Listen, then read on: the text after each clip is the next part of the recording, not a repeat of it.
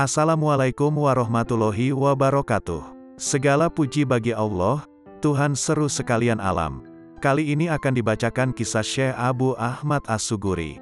Semoga Allah mensucikan ruhnya. Sang pedang agama adalah ia yang memasuki pertempuran demi agama dan yang seluruh upayanya adalah untuk Allah. Ia pisahkan yang benar dari yang tidak benar, dan kebenaran dari kebatilan. Namun terlebih dahulu ia memerangi dirinya sendiri dan ia bersihkan akhlaknya sendiri.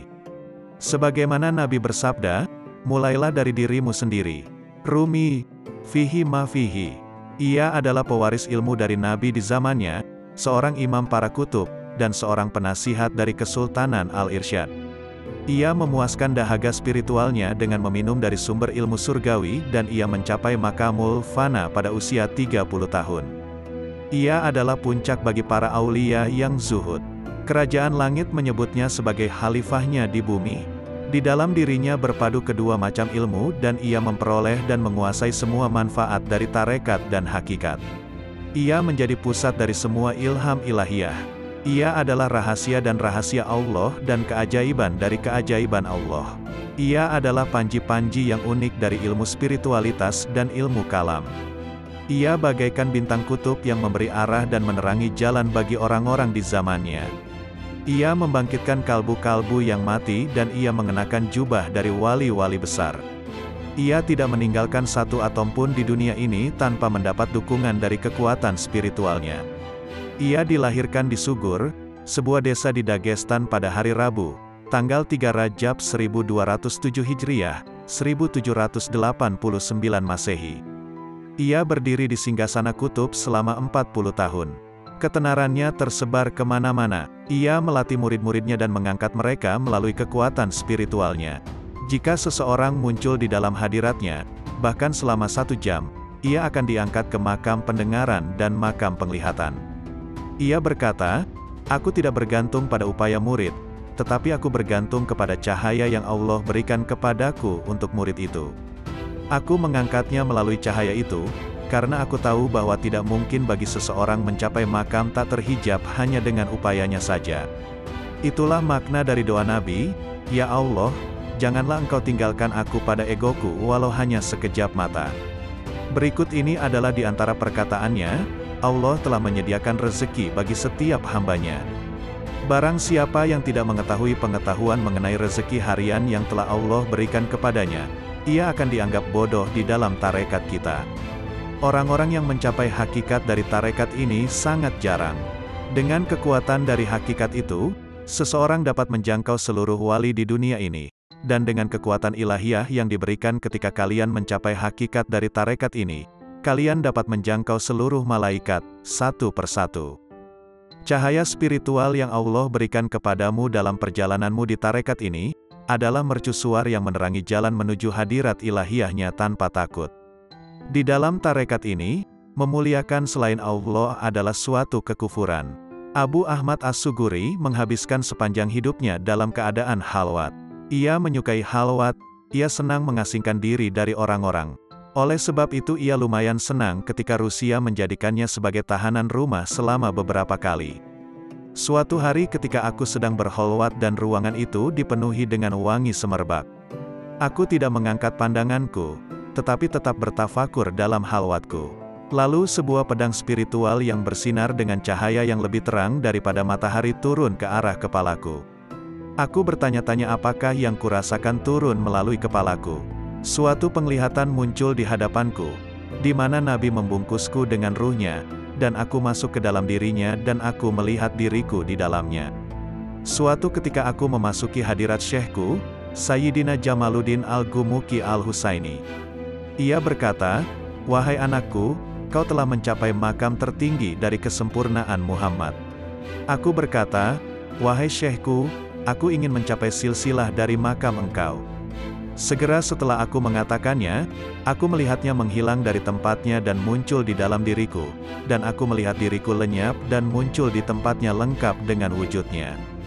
Dari kekuatan keramatnya, ia dikaruniai keramat yang belum pernah diberikan kepada aulia lainnya, berupa tersingkapnya hal-hal yang gaib di alam semesta ini, dan ilmu laduni mengenai keadaan-keadaan orang setelah mereka meninggal dunia, begitu luasnya hingga tidak ada buku yang dapat mencakup seluruh gambarannya.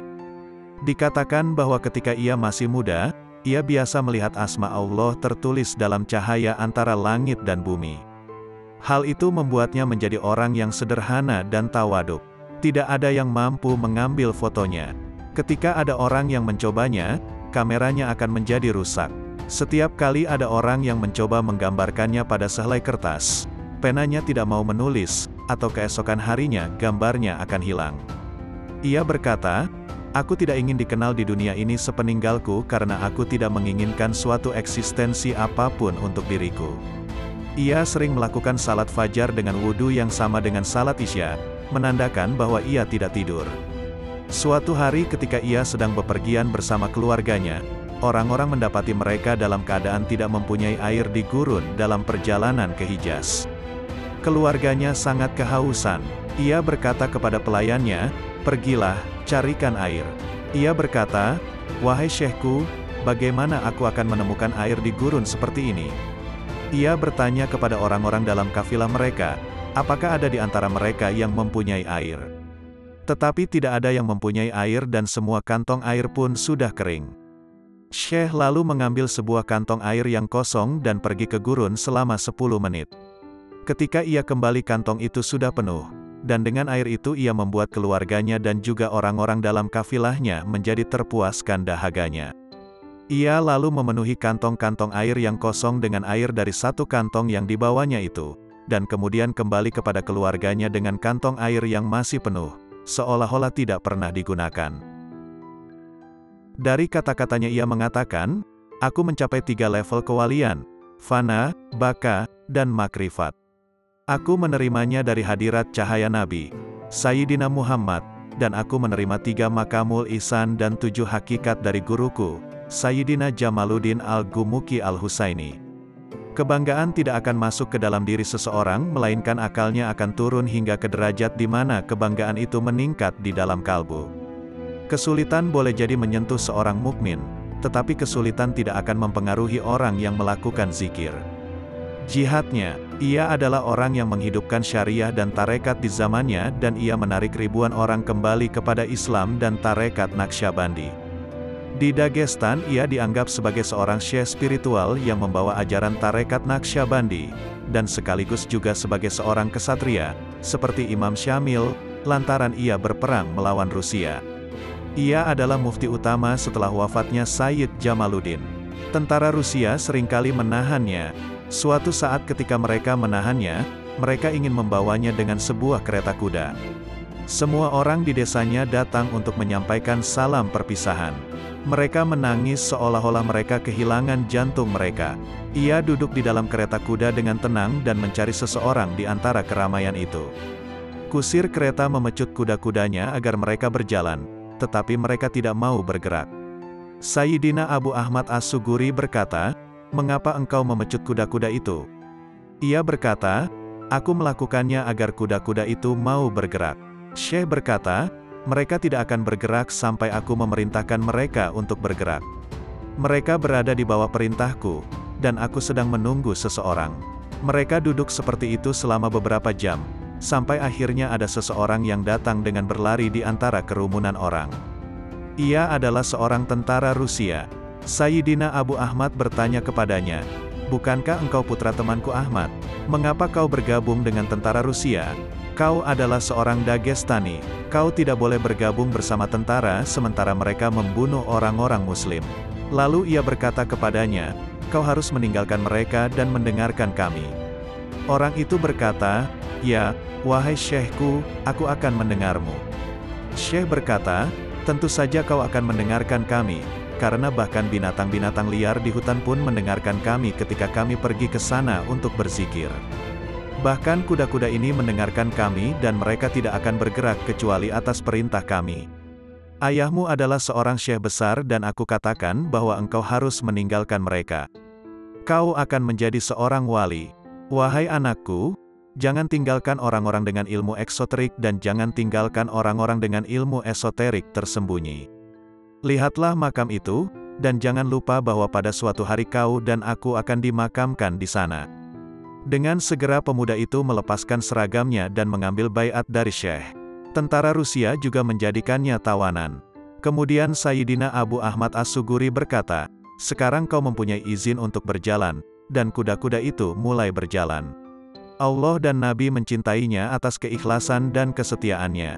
Syekhnya rida dengannya, dan penduduk desa menghargainya.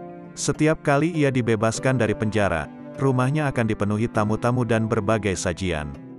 Mereka bertanya kepadanya, "Kau tidak bekerja?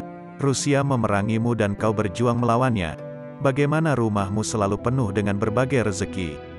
Ia berkata, "Setiap orang yang berjuang di jalan Allah, Allah akan memberi rezeki untuknya." Dan itu adalah apa yang dikatakan oleh Allah di dalam Quran.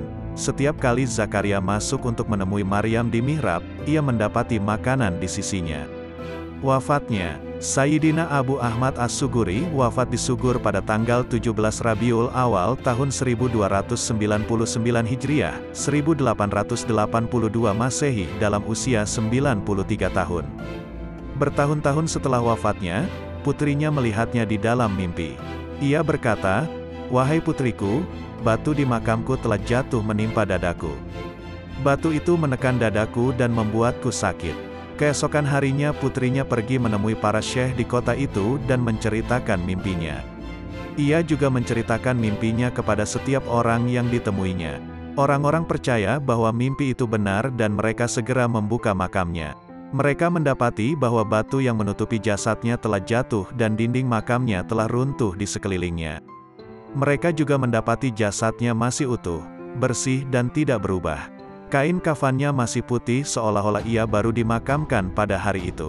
Mereka memindahkan jasadnya, menggali ulang makamnya dan kemudian menempatkan jasadnya kembali.